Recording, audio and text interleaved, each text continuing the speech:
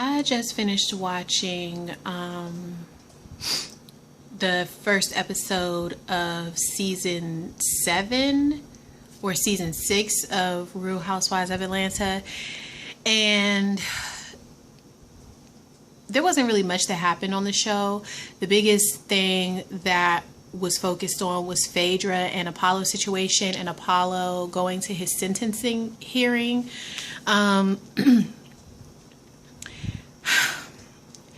I just kind of feel like there's no way that Phaedra didn't know about what Apollo was doing. I just don't see that there's any way. Like, first of all, you married him and he was a convicted felon. You knew he didn't have a regular 9 to 5. So how did you think he was making his money?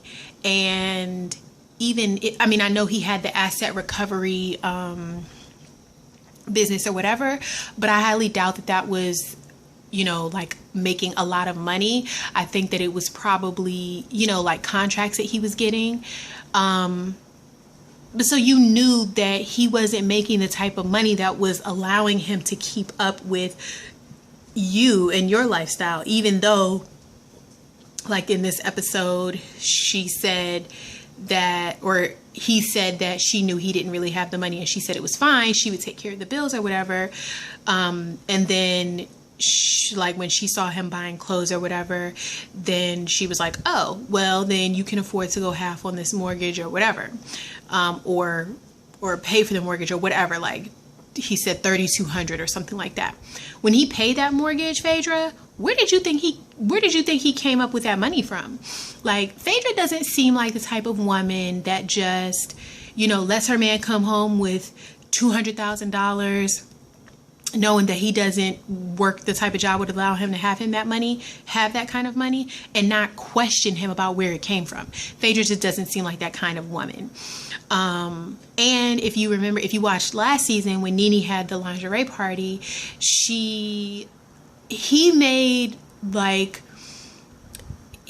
some comment like he goes to the strip club and will spend, I can't remember if he said $2,000 or $200,000. I want to say that it was $200,000 that he said, because $2,000, I mean, that's a lot of money, but not really a lot of money. Like if you're a pseudo celebrity in Atlanta, you know what I'm saying? Like I'm sure he's getting paid off of his episodes of Real Housewives.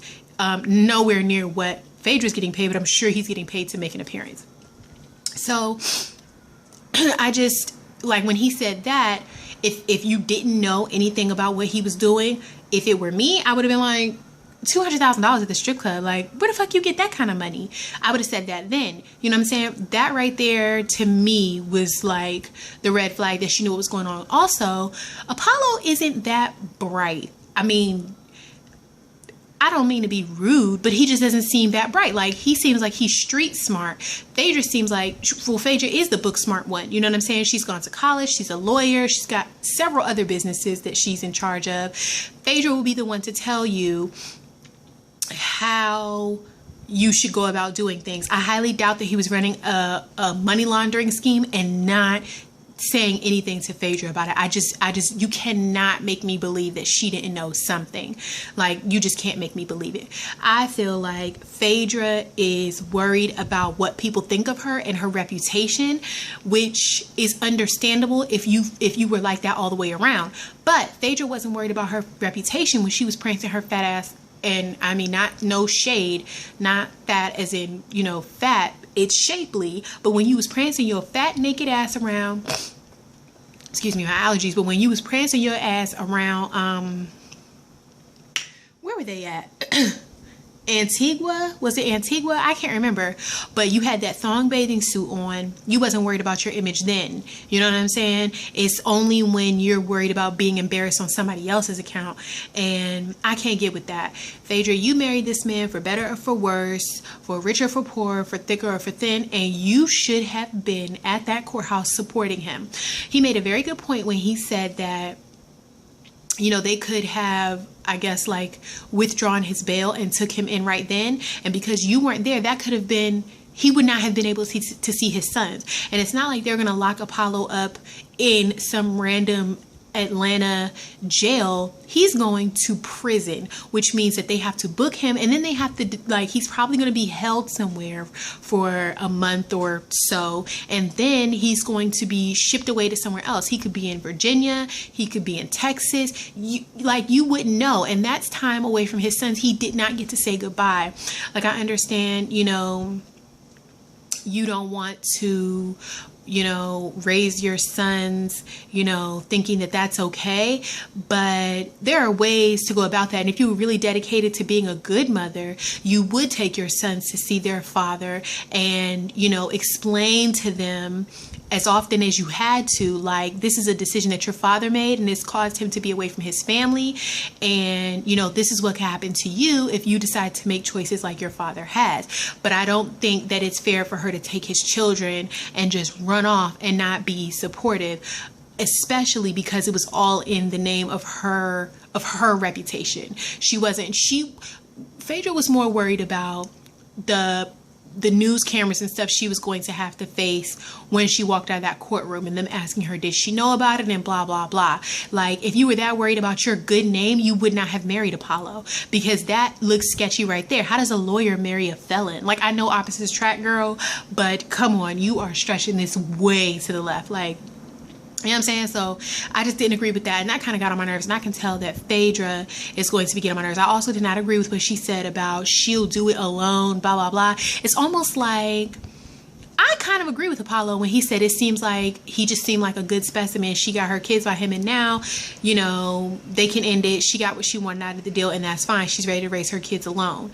Like, I really believe him when she said that, because that's the way that she carried it. I mean, that was pretty much it as far as Real Housewives to me. The other thing was Kandi and Todd, and them talking about how the girls should be raised. Candy's daughter is spoiled, I think. I mean, it just is what it is. She's just spoiled.